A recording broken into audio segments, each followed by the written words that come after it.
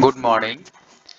একাদশ শ্রেণীর হিসাব বিজ্ঞান বিভাগের স্নেহের ছাত্ররা, আশা করি তোমরা ভালোই আছো। আজকেই তোমাদের এই বছরের শেষ ক্লাস, তারপরে জানুয়ারি মাসে আবার ক্লাস শুরু হবে। তাই আমি র্যাওমিল শুরু করেছিলাম চ্যাপ্টার চতুর্থ অধ্যায়ের। র্যাওমিল থেকে দুইটা অঙ্ক মনে আমি দেখি, দুইটা তিনটা অঙ্ক মনে হয় দুই তিনটা অঙ্ক দেখিয়েছি। দেখবে যে যে অঙ্কগুলো দেখাচ্ছি দফাগুলো বা এন্ট্রিগুলো বিভিন্ন অনেকগুলো পার্থক্য আছে, প্রথমটা দ্বিতীয়টা তারপরেরটা। আজকেও যেটা আমি করাবো সেটার মধ্যে কিছু হয়তো বা এদিক সেদিক একটু পার্থক্য থাকতে পারে। তোমরা তুলনা করবে যে আগের অঙ্কগুলো করাচ্ছি তার সাথে কি ধরনের ডিফারেন্স হয় বা পার্থক্য থাকে, সেটা একটু দেখবে।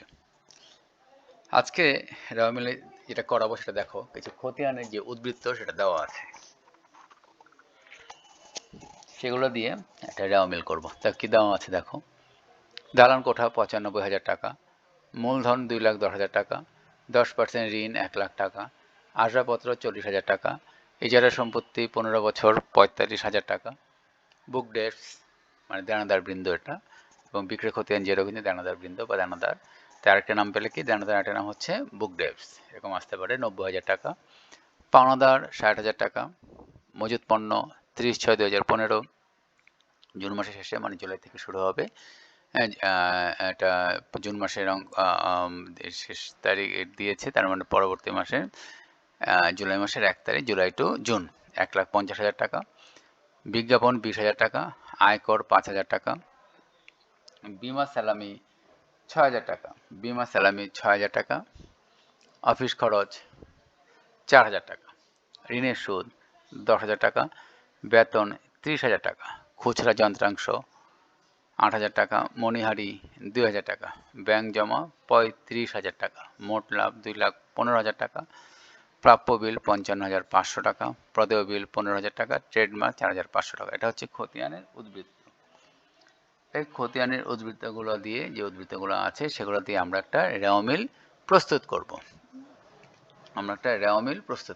আচ্ছা, তাহলে দেখো, ইসলাম ট্রেডার্স র্যাওমিল ৩০ জুন ২০১৫ ইং। ক্রমিক নং, হিসাবের নাম, খতিয়ান পৃষ্ঠা, ডেবিট টাকা, ক্রেডিট টাকা। ১.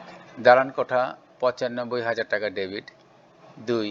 মূলধন ২,১০,০০০ টাকা ক্রেডিট। 10% ঋণ ১,০০,০০০ টাকা ক্রেডিট। আসবাবপত্র ৪০,০০০ টাকা ডেবিট। ইজারা সম্পত্তি ১৫ বছর ৪৫,০০০ টাকা ডেবিট। বুক ডেটস দেনাদার ৯০,০০০ টাকা ডেবিট। পাওনাদার ৬০,০০০ টাকা ডেবিট।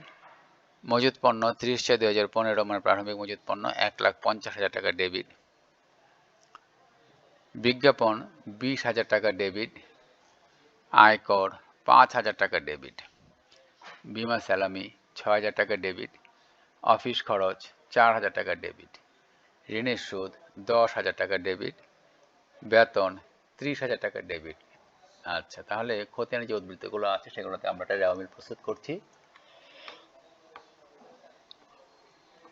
তারপর দেখো, খুচরা যন্ত্রাংশ ৮,০০০ টাকা ডেবিট। মণিহারি ২,০০০ টাকা ডেবিট। ব্যাংক জমা ৩৫,০০০ টাকা ডেবিট।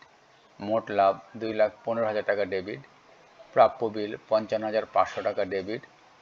প্রদেয় বিল ১৫,০০০ টাকা ডেবিট।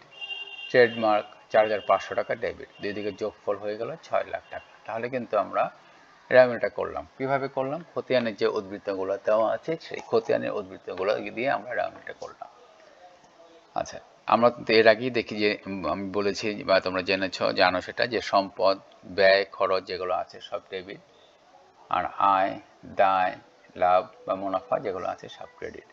তোমাকে দেখতে হবে কোনটা এখানে সম্পদ, কোনটা দায়, কোনটা আয়, কোনটা ব্যয়। এই জন্য আমাদের যে হিসাব যে চ্যাপ্টারটা আছে, হিসাব যে কোনটা কোন ধরনের হিসাব সেটা খুব ভালোভাবে জানতে হবে।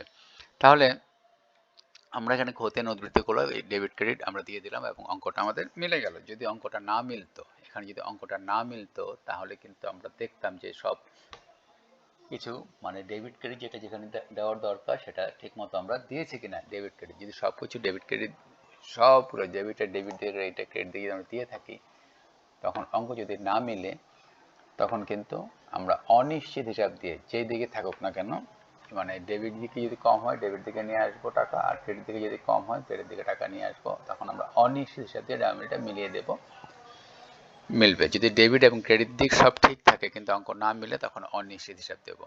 আর এর আগের দিন একটা অঙ্ক করিয়েছি, সব ঠিক আছে ডেবিট ও ক্রেডিট দিক, কিন্তু অঙ্কটা মিলেনি। আমি সেটা মূলধন হিসাব দিয়েছি, কারণ ওই খতিয়ান উদ্ধৃতির মধ্যে কোনো মূলধন হিসাব ছিল না। যদি মূলধন হিসাব না থাকে তখন যে পার্থক্যটা হবে সেটাই হবে মূলধন হিসাব। তাহলে কিন্তু এই অঙ্কটা আমরা করতে পারলাম। আচ্ছা, দালান কোঠা, মূলধন, ঋণ, আসবাবপত্র, ইজারা সম্পত্তি, বুক ডেটস মানে দেনাদার, হ্যাঁ, পাওনাদার, মজুত পণ্য, যেটা যেখানে যায় সেগুলো আমরা দিয়েছি। আচ্ছা, এখানে অনেকে ভুল করে ফেলে। কি ভুল?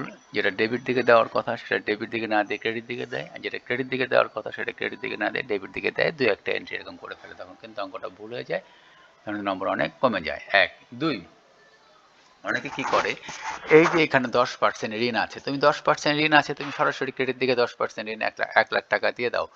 কিন্তু অনেকে আবার এই আর্থিক বিবরণীর মতো 10% ঋণ, এটা ঋণের সুদটা আবার কাটে, ঋণের সুদটা আবার কাটে না। তুমি এখানে ঋণের সুদ তুমি কাটবে না, সরাসরি ঋণটা ক্রেডিট দিকে তুমি দিয়ে দেবে। সুদ কেন তুমি কাটবে? সুদ কাটার এখানে কোনো প্রয়োজন নাই। 1 2, ইজারা সম্পত্তি 15 বছর, সরাসরি ইজারা সম্পত্তি 15 বছর তুমি ডেবিট দিকে দিয়ে দাও।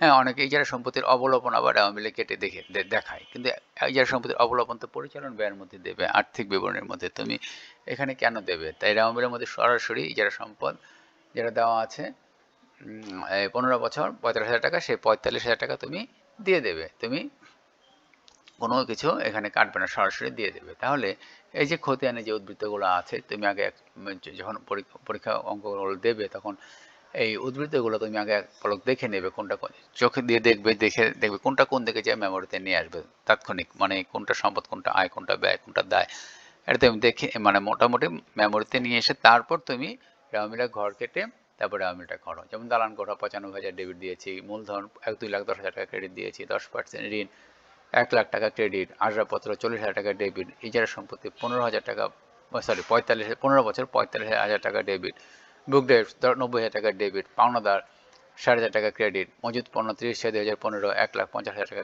ডেবিট, বিজ্ঞাপন 20,000 টাকা ডেবিট, আয়কর 5,000 টাকা ডেবিট, বিমা স্যালামি 6,000 টাকা ডেবিট, অফিস খরচ 4,000 টাকা ডেবিট, ঋণের সুদ 10,000 টাকা ডেবিট, বেতন 30,000 টাকা ডেবিট, হ্যাঁ, তারপর খুচরা যন্ত্রাংশ 8,000 টাকা ডেবিট, মণিহারি 2,000 টাকা ডেবিট, ব্যাংক জমা 35,000 টাকা ক্রেডিট, সরি ডেবিট 35,000 টাকা ডেবিট, এর সম্পদ, মোট লাভ ক্রেডিট 2,15,000 টাকা, প্রাপ্য বিল 55,500 টাকা ডেবিট, প্রদেয় বিল 15,000 টাকা ক্রেডিট, ট্রেডমার্ক 4,500 টাকা ডেবিট, দুই দিকে যোগফল 6 লাখ টাকা, দুই দিকে যোগফল 6 লাখ টাকা আমার হয়ে গেল।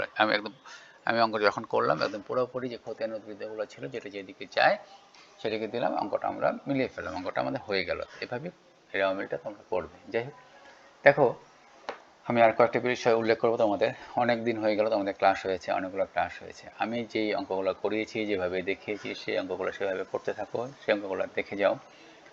তোমরা হোমওয়ার্ক খাতায় সেই অঙ্কগুলো মোটামুটি সবগুলি প্রায় করার চেষ্টা করো, করে ফেলো, কারণ এই বন্ধটা আছে, বন্ধের মধ্যে করে ফেলো। সবগুলো আমি করতেও বলেছি এই জন্য যে কোনো সময় আমরা হয়তো হোমওয়ার্ক খাতা চাইতে পারি, যেহেতু হোমওয়ার্ক খাতা চাইতে পারি যে কোনো সময়, তখন যদি তোমার যদি অঙ্ক করার না থাকে তাহলে ক্লাসের হোমওয়ার্ক কিন্তু আমরা যে নম্বর পাবে না। তাই এই যে আমি অঙ্কগুলো দেখি, যেগুলো দেখিয়ে দিয়েছি, যেগুলো করে দিয়েছি সেগুলো দেখবে এবং সেই অঙ্কগুলো করবে। বারবার করো, বারবার দেখো, বারবার করো, তাহলে সমস্যা হবে না। আর ফার্স্ট পার্টের যে ফার্স্ট ইয়ার যে ফার্স্ট পার্ট যে অনেক কিছু এখন যেগুলো করাচ্ছে সেগুলো তোমরা ক্লাস 9-10-এ করে আসছে, এবং পরবর্তীতে যে অঙ্কগুলো যাবো সেগুলো নতুন, সেই অঙ্কগুলো নতুন, সেগুলো করতে হবে। তাই এখন যেগুলো করিয়ে দিচ্ছি সেগুলো তোমরা মনে করতে পারো 9-10-এ করেছি এখন দেখবো না, না, সেটা ভুলে যাবে, এখনই করে ফেলো, এখনই সেগুলো আবার করে ফেলো, হ্যাঁ, তাহলে আর ভুলবে না। আর সামনে যেহেতু পরীক্ষা আছে, মানে কুইজ আছে জানুয়ারি মাসে, তাই এই তোমাদের যে অঙ্কগুলো করিয়ে দিয়েছি সেই অঙ্কগুলো বারবার দেখতে থাকো, বারবার দেখতে থাকো, তাহলে তোমাদের আর কোনো সমস্যা হবে না। বারবার দেখো, বারবার দেখো, বারবার করো, হ্যাঁ, বারবার করো, হ্যাঁ, কারণ তুমি যদি একবার দেখে রেখে দাও তাহলে কিন্তু তুমি কোনো মতেই তোমার মনে থাকবে না। মনে করার জন্য বারবার দেখো, করো, এবং যেই খাতাটা আমি হোমওয়ার্ক খাতা কথা বললাম ওই হোমওয়ার্ক খাতা করো, সেটা কিন্তু আমাকে যে কোনো সময় আমরা চাইতে পারি তোমাকে সাবমিট করতে হবে, অবশ্যই সাবমিট করতে হবে। আর এখন পরীক্ষাটা যেটা ভালো হয় এভাবে প্রিপারেশন নিয়ে যাও যাতে পরীক্ষাটা আমাদের ভালো হয়। যা করিয়ে দিয়েছি, যেভাবে করিয়েছি সেই অঙ্কগুলোই করতে থাকো, যদি সেই অঙ্কগুলোই করতে থাকো তাহলে তুমি ভালো মতো ভালো নম্বর তুমি পাবে। হ্যাঁ, এই ছুটিটা কয়েকদিন কাটাও, ছুটি কয়েকদিন একটু ঘুরে তারপর আবার পড়াশোনায় মনোনিবেশ করো, পড়াশোনা করো, যাতে একটা ভালো রেজাল্ট করতে পারো। যাই হোক, আজ এখানে রাখছি। তোমরা ভালো থাকো, সুস্থ থাকো। ধন্যবাদ সবাইকে।